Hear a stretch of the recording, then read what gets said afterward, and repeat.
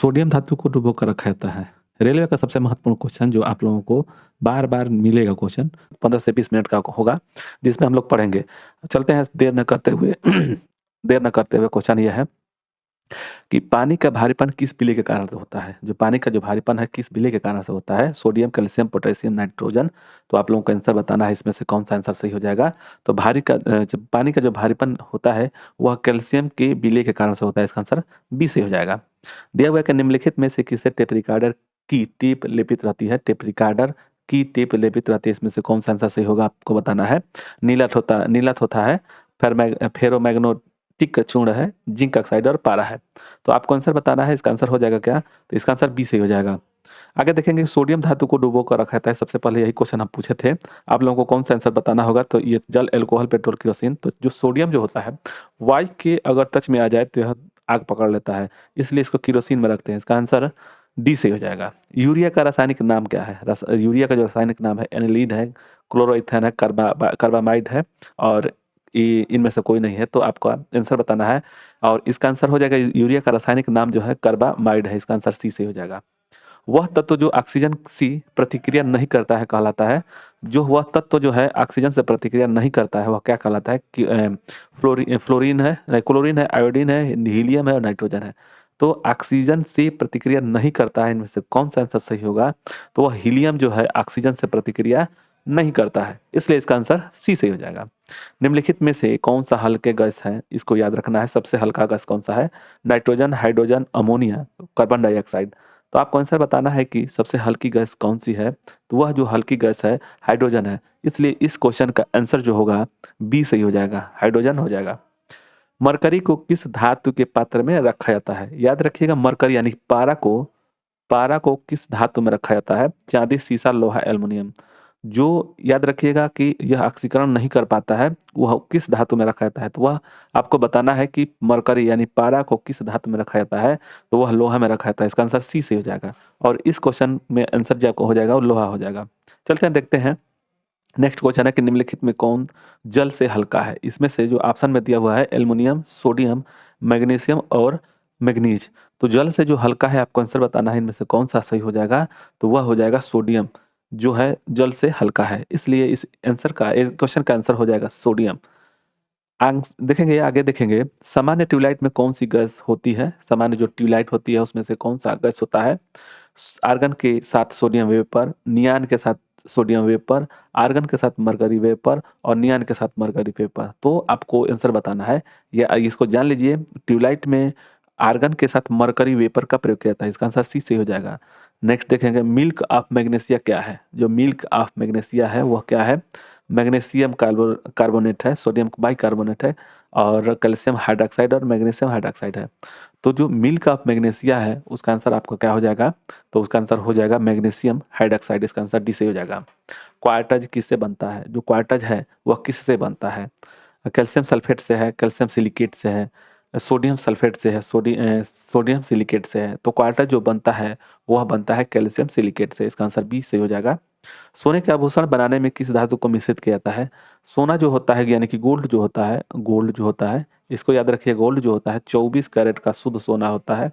Carat का जो सोना होता है और उसमें अगर सोने का अगर उसी को शुद्ध कैरेट का मतलब कि शुद्ध 24 कैरेट का अगर गोल्ड को अगर कोई धातु आभूषण बनाया जाए तो वह आभूषण नहीं बन पाएगा, वह टेढ़ा हो जाएगा। इसलिए उसके साथ से कौन सा मिलाया जाता है? जिंक ऑक्साइड, आयरन और कॉपर। तो इसमें से जो कॉपर मिलाया जाता है और उसमें से आप 22 कैरेट का या 18 कैरेट का किसी भी कैरेट का बना सकते हैं।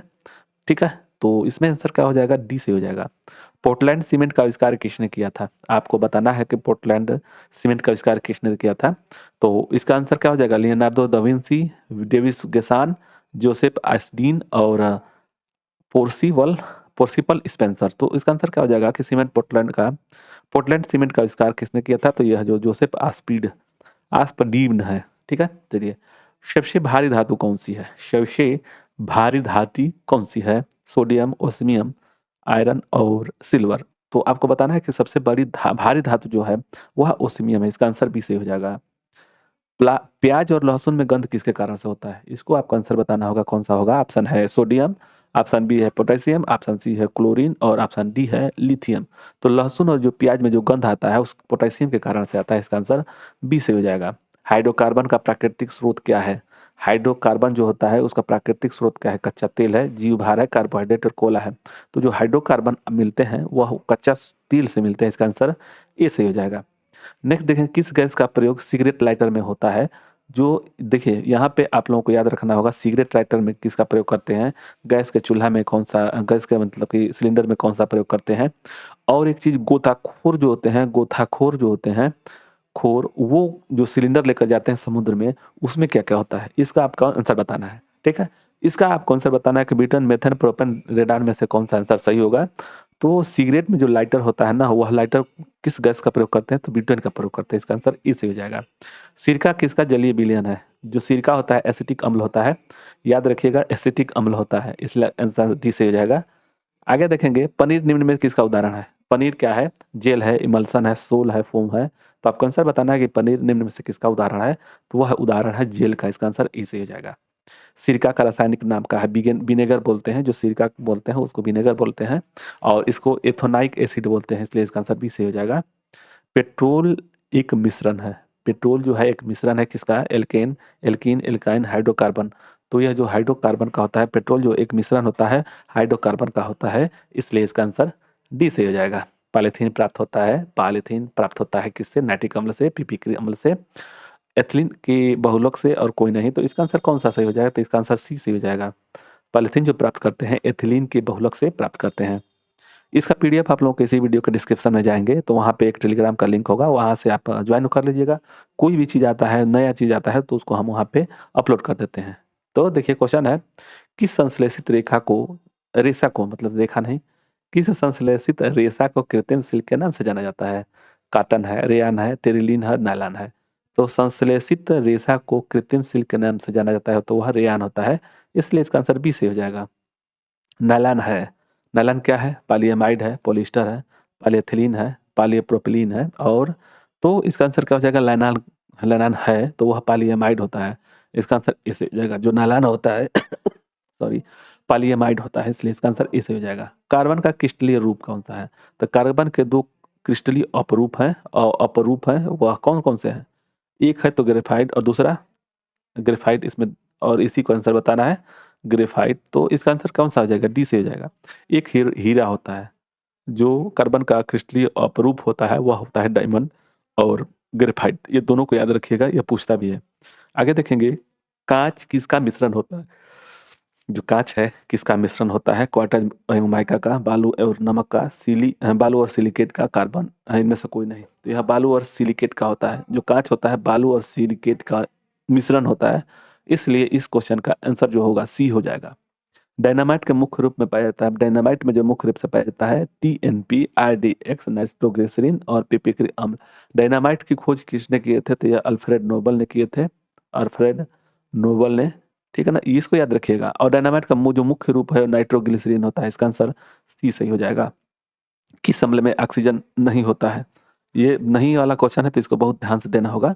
सल्फ्यूरिक अम्ल और नाइट्रिक अम्ल, हाइड्रोक्लोरिक और उपयुक्त में से कोई नहीं। तो जो ऑक्सीजन नहीं होता है किस अम्ल में? तो यह हाइड्रोक्लोरिक अम्ल में नहीं होता है, HCl में, HCl में नहीं होता है। यह जो होगा H2SO4 होता है, और नाइट्रस अम्ल होता है, नाइट्रिक अम्ल। तो नेक्स्ट क्वेश्चन देखते हैं। शौचालय में उपयोग किए जाने वाले दुर्गंध नाशकों में होता है कौन सा? बेंजाल है, बेंजीन है, थैलिक एसिड है, इनमें से कोई नहीं है। तो शौचालय में जो उपयोग किए जाने वाला दुर्गंध नाशकों में से होता है तो वह बेंजीन होता है, इसलिए इसका आंसर बी से हो जाएगा। बिल्डिंग में इस्तेमाल किए जाने वाले गैसों में क्या होता है? जो बिल्डिंग में इस्तेमाल किए जाने वाला गैस जो होता है उसमें क्या क्या होता है देखिए।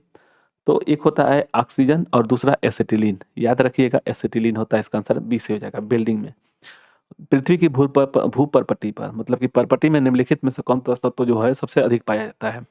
देखिए ये पृथ्वी है, इसमें 3 लेयर है। तो एक होता है सियाल, सियाल, और इसमें होता है नीफे, सियाल, सीमा, सीमा होता है, फिर नीफे होता है, सीमा, सीमा, और तीसरा होता है नीफे। ठीक है ना, ये याद रखिएगा। तो इसमें होता है सिलिकॉन और एल्युमिनियम होता है। इसमें सिलिकॉन तो दिया नहीं है, तो भूपर्पटी में सर्वाधिक मात्रा में एल्युमिनियम पाया जाता है। और एल्युमिनियम का एक अयस्क होता है वह बॉक्साइड होता है, इसको भी याद रखिएगा। बॉक्साइड ये पूछता भी है, बहुत बार पूछा गया क्वेश्चन है। तो एल्युमिनियम का जो होता है बॉक्साइड होता है, ठीक है ना, और यह भूपटल पर सर्वाधिक मात्रा में मिलता है।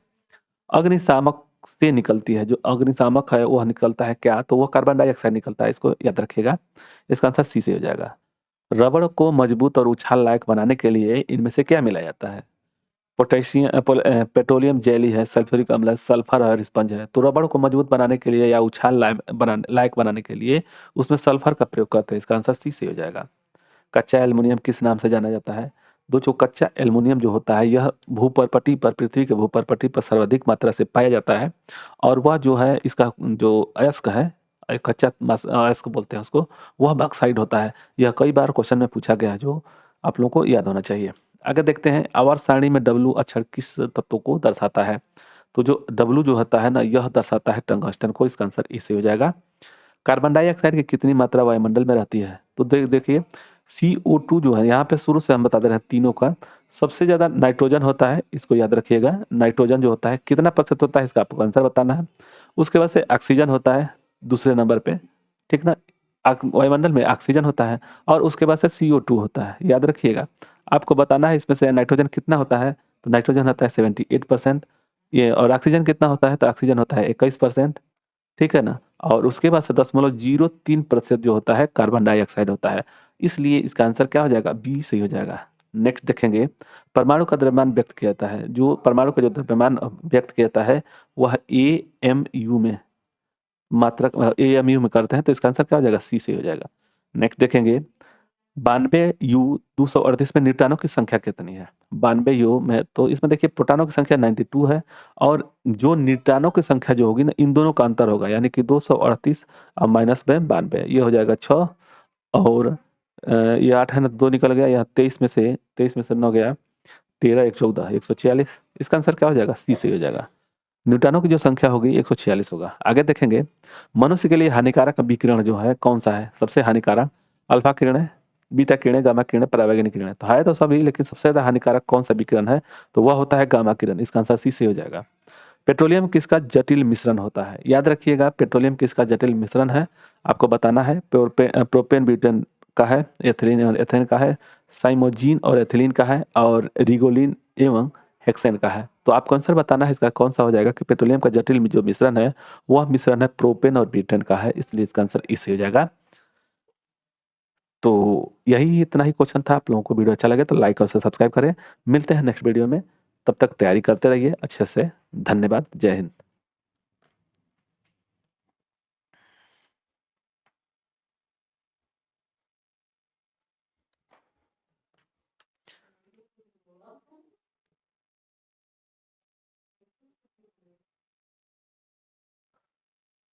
क्या पता है किस अम्ल का उपयोग सीसा संचायक बैटरी में करते हैं? यह अगर आपको आंसर पता होगा तो शुरू से अंत तक देखने की कृपया करें। और इसका PDF इसी वीडियो के डिस्क्रिप्शन में जाएंगे तो वहाँ पे एक टेलीग्राम का लिंक होगा, वहाँ से आप डाउनलोड कर सकते हैं। और एक छोटा सा एक कमेंट करके बताइएगा कि कौन सा आपको पार्ट सही लगा। तो चलते हैं देर न करते हुए, यह क्वेश्चन है दिया हुआ है कि गोबर गैस संयंत्र का आविष्कार किसने किया था? गोबर गैस संयंत्र का आविष्कार किसने किया था? CB देसाई ने, CB पास्कल ने, और रॉबर्ट विल्हेम ने, और गीगर ने। तो गोबर गैस का जो संयंत्र का आविष्कार किए थे वह किए थे BC देसाई ने, इसका आंसर ए सही हो जाएगा। साबुन के साथ तत्परता से झाग न बनाने वाला जल कौन सा था? तो वो कठोर जल होगा। वह जो कठोर जल होगा जो साबुन के तत्परता से झाग न बनाने वाला जल है। निम्न में से कौन सी गैस ऊष्मा का सर्वोच्च, जो सर्वोच्च है रहता है, मतलब ऊष्मांक सर्वोच्च होता है, याद रखिएगा। इनमें से ब्यूटेन है, बायोगैस है, हाइड्रोजन है और मीथेन है। तो इसमें से कौन सी जो गैस है ऊष्मांक सर्वोच्च होता है, तो वह होता है हाइड्रोजन, इसका आंसर सी सही हो जाएगा। किस अम्ल का उपयोग सीसा संचायक बैटरी में किया जाता है? तो किस अम्ल का प्रयोग, यही हम लोग पूछे थे सबसे पहले में। तो यह तो होता है, देखिए एक लिक्विड पड़ता है वह H2SO4 होता है, इसका नाम बताना है। तो यह हो जाएगा आंसर ए से हो जाएगा। सीसा संचायक बैटरी में जो होता है H2SO4 होता है, इसलिए इसका आंसर ए से हो जाएगा। अम्ल वर्षा किन के पर्यावरण प्रदूषण से होता है? तो अम्ल वर्षा जो होता है ना, किसके प्रदूषण से होता है?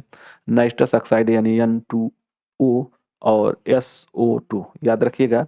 इन दोनों का आंसर क्या हो जाएगा? अम्ल वर्षा किन के प्रदूषण के, मतलब पर्यावरण प्रदूषण से बनता है? तो नाइट्रस ऑक्साइड और सल्फर डाइऑक्साइड से होता है, तो इसका आंसर क्या हो जाएगा? ई से हो जाएगा। जल की संशुद्धि में कौन सा रसायन प्रयुक्त होता है? जल की संशुद्धि में कौन सा रसायन प्रयुक्त होता है? Potassium sulphate, potassium permanganate net और सल्फ्यूरिक अम्ल नाइट्रेट, ये दोनों तो है नहीं। इसका आंसर बी से हो जाएगा, ठीक है ना, कि जल की संशुद्धि में कौन सा रसायन प्रयुक्त होता है, इसलिए इसका आंसर बी से हो जाएगा, पोटेशियम परमैंगनेट होता है। हवा का वाष्प घनत्व होता है, जो हवा का वाष्प घनत्व क्या होगा, वह होता है 4.4, 14.4 होता है। आगे देखेंगे, पानी और चाक के मिश्रण का पृथक किया जाता है, मैंने पानी और चाक का जो खड़िया है उसको मिश्रण को कैसे पृथक करेंगे, तो वह निस्पंदन के द्वारा करते हैं। इसका आंसर डी से हो जाएगा। माइका क्या है? माइका क्या है? विद्युत का कुचालक, ताप का सुचालक, ताप का कुचालक और विद्युत का सुचालक। तो यह हो जाएगा विद्युत का सुचालक होता है, जो माइका होता है विद्युत का सुचालक होता है। आगे देखेंगे, शुद्ध जल का क्वथनांक फ़ारेनहाइट स्केल पर क्या होगा? जो क्वथनांक जो होगा, तो इसको याद रखिएगा, जो जल होता है जल का फ़ारेनहाइट में जो होगा, तो ये पहले देखिए सेल्सियस में जो होता है, सेल्सियस में 0 डिग्री सेल्सियस से लेके 100 डिग्री सेल्सियस के बीच में होता है। जो होता है, यह होता है फ्रीजिंग पॉइंट, एफ पी होता है, और यह होता है बॉइलिंग पॉइंट, और यही बॉइलिंग पॉइंट को क्वथनांक बोलते हैं। तो इसमें क्या आंसर हो जाएगा? इसका आंसर क्या हो जाएगा? तो ये फ़ारेनहाइट में पूछ रहा है, तो सेल्सियस में 100 हो गया, और केल्विन देखिए उसको बताते हैं। केल्विन होता है 273, 273 के कौन सा हो जाएगा, तो 373 के होता है। इसमें डिग्री नहीं लगता है, और फ़ारेनहाइट को निकालना है तो फ़ारेनहाइट बाद में बता रहे हैं। देखिए शुद्ध जल का क्वथनांक जो होता है फ़ारेनहाइट में होता है। बॉइलिंग पॉइंट क्या होगा, तो ये हो जाएगा, अब देखिए फ्रीजिंग पॉइंट जो होता है 32 हो जाएगा, और ये हो जाएगा 212 F, ठीक है। तो जो बॉइलिंग पॉइंट है 212 होता है, इसलिए इसका आंसर डी सही हो जाएगा। और यह तीनों आपको याद होना, एकदम याद होना चाहिए। उसके बाद से इन दोनों का, इन तीनों का संबंध क्या होता है, तो इन तीन का संबंध बता दे रहे हैं। C-0 डिग्री सेल्सियस, मतलब कि 0 डिग्री सेल्सियस बाई 100, और यह हो जाएगा फ़ारेन-32 डिग्री बाई 100, 200, इसको 212, तो यह घटेगा तो कितना हो जाएगा, 200, 212 नहीं 180 होता है, अंतर जो पूछता है। उसके बाद से यह हो जाएगा एफ में, फ़ारेन तो हो ही गया ना, केल्विन में के माइनस 273 की, और बट्टा में यह दोनों का अंतर 100 हो जाएगा, ठीक है। तो यही चीज़, यह आपको एकदम याद होना चाहिए। चलिए नेक्स्ट देखते हैं, सोडा वाटर बनाने के लिए प्रयोग करने वाली गैस कौन सी है? तो जो सोडा वाटर में गैस जो प्रयोग होता है वह CO2 होता है, कार्बन डाइऑक्साइड, ये याद रखिएगा। हमारे आंत में, मतलब कि ये जो क्या होते हैं, छोटी आंत में HCl होता है, ठीक है ना, और सोडा वाटर में जो गैस का प्रयोग करते हैं वो CO2 होता है, इसको याद रखिएगा। आगे देखेंगे, ग्लूकोज का रासायनिक सूत्र क्या है, तो C6H12O6 होता है, C6H12O6 होता है, इसको याद रखिएगा। तो इसमें से कौन सा आ जाएगा, तो याद बी से हो जाएगा। नाभिकीय विखंडन में ट्रिगर क्या है, तो ट्रिगर न्यूट्रॉन होता है, जो नाभिकीय विखंडन में जो ट्रिगर होता है वो न्यूट्रॉन होता है, इसलिए इसका आंसर बी से हो जाएगा। बहुलक नायलॉन का पहली बार विकास और बाजारीकरण किया गया, तो है न्यूयॉर्क से किया गया है, इसका आंसर सी से हो जाएगा। सभी भारी रेडियो सक्रिय तत्व तो अंतिम रूप से परिवर्तित होते हैं, तो वह सीसा में होते हैं, इसका आंसर बी से हो जाएगा। रंजक व खाद्य पदार्थ बनाने में प्रयोग किया जाता है, तो जो रंजक और खाद्य पदार्थ बनाने में प्रयोग किया जाता है वो कैरामल का प्रयोग करते हैं, इसका आंसर ई से हो जाएगा। आधुनिक आवर्त सारणी आधारित है, वह जो है आधुनिक मतलब कि इस समय का, तो वह परमाणु क्रमांक पर आधारित है, इसलिए इसका आंसर सी से हो जाएगा। नेक्स्ट देखें, एनटीपी पर किसी गैस के 1 मोल का आयतन होता है, वह क्या हो जाएगा, तो वह हो जाएगा 22.4 लीटर होता है। अपमार्जक क्या है, तो शोध अभिकर्ता है, अपमार्जक क्या है, तो वह शोध अभिकर्ता है, इसका आंसर डी से हो जाएगा। आरडीएक्स का पूर्ण रूप नाम क्या है, आपको आरडीएक्स का पूरा फुल नाम बताना है, तो आर हो गया रिसर्च डेवलप्ड एक्सप्लोसिस, इसका आंसर सी से हो जाएगा। नेक्स्ट देखेंगे, बुलेट प्रूफ पदार्थ बनाने के लिए कौन सा बहुलक का प्रयोग करते हैं, यह बहुत ही इंपॉर्टेंट क्वेश्चन है, इसको याद रखिएगा। बुलेट प्रूफ पदार्थ बनाने के लिए कौन सा बहुलक प्रयोग करते हैं, तो वह प्रयोग करते हैं पॉलीकार्बोनेट्स होता है, इसका आंसर डी से हो जाएगा। नेक्स्ट है, अश्रु गैस का रासायनिक नाम क्या है, तो आपको बताना है कि यह हो जाएगा फ्लोरो एसीटेफिनोन होता है, इसका आंसर सी से हो जाएगा। प्रयोगशाला में यूरिया का संश्लेषण सर्वप्रथम किसने किया? जो प्रयोगशाला में यूरिया का जो संश्लेषण किया था वो बोहलर ने किए थे, इसको आपको पता होगा, नहीं पता हो तो जान जाइए बोहलर है, इसका आंसर इसे हो जाएगा। मेथनॉल किस नाम से जाना जाता है? जो मेथनॉल है वह वुड एल्कोहल के नाम से जाना जाता है, इसलिए इसका से सही हो जाएगा। डीडीटी का पूर्ण नाम क्या है? तो डीडीटी का पूर्ण नाम है डाइक्लोरो डाइफिनाइल ट्राइफ्लोरो इथेन होता है, इसका आंसर डी से हो जाएगा। गैसोहाल, गैसोलीन और किसका मिश्रण है? तो वह है इथाइल एल्कोहल का, इसके लिए इसका आंसर ई से हो जाएगा। पृथ्वी की आयु का आकलन किया जाता है, जो पृथ्वी की आयु जो है यूरेनियम डेटिंग से, कार्बन डेटिंग से, परमाणु घड़ी से, जैविक घटक से। देखिए यहाँ पे जो कार्बन डेटिंग C14 होता है, यह जीवाश्म की आयु को ज्ञात करता है, आयु को ज्ञात करता है, और इसका हो जाएगा पृथ्वी के जो होता है यूरेनियम डेटिंग से करते हैं, तो इसका आंसर इसे हो जाएगा। रेडियोधर्मी पदार्थ उत्सर्जित करता है, उसका आंसर क्या हो जाएगा? तो ये सभी हो जाएंगे। ये जो तीनों है ना, यह जो है रेडियोधर्मी पदार्थ है, उत्सर्जित करते हैं, तो इसलिए इसका आंसर डी से हो जाएगा। हाइड्रोजन में रेडियो सक्रिय समस्थानिक कहलाता है, जो हाइड्रोजन में रेडियो सक्रिय समस्थानिक जो होता है ट्राइटियम होता है, इसके लिए इसका आंसर डी से हो जाएगा। इलेक्ट्रॉन त्याग करने की प्रवृत्ति क्या कहलाती है? इसमें से आपको याद रखना होगा, वह जो होता है ऑक्सीडेशन होता है, इसका ऑक्सीकरण बोलते हैं। त्याग मतलब कि जिसको देगा तो वह धनायन हो जाएगा, ऑक्सीकरण बोलते हैं। और किसी से लेगा तो उसको अवकरण बोलते हैं, इसमें भी अवकरण दिया हुआ है। तो त्यागने की प्रवृत्ति को ऑक्सीकरण या ऑक्सीडेशन बोलते हैं, तो इसके आंसर इस हो जाएगा। और इतना ही क्वेश्चन था। आप लोगों को वीडियो अच्छा लगे तो लाइक और सब्सक्राइब करें। मिलते हैं नेक्स्ट वीडियो में। धन्यवाद।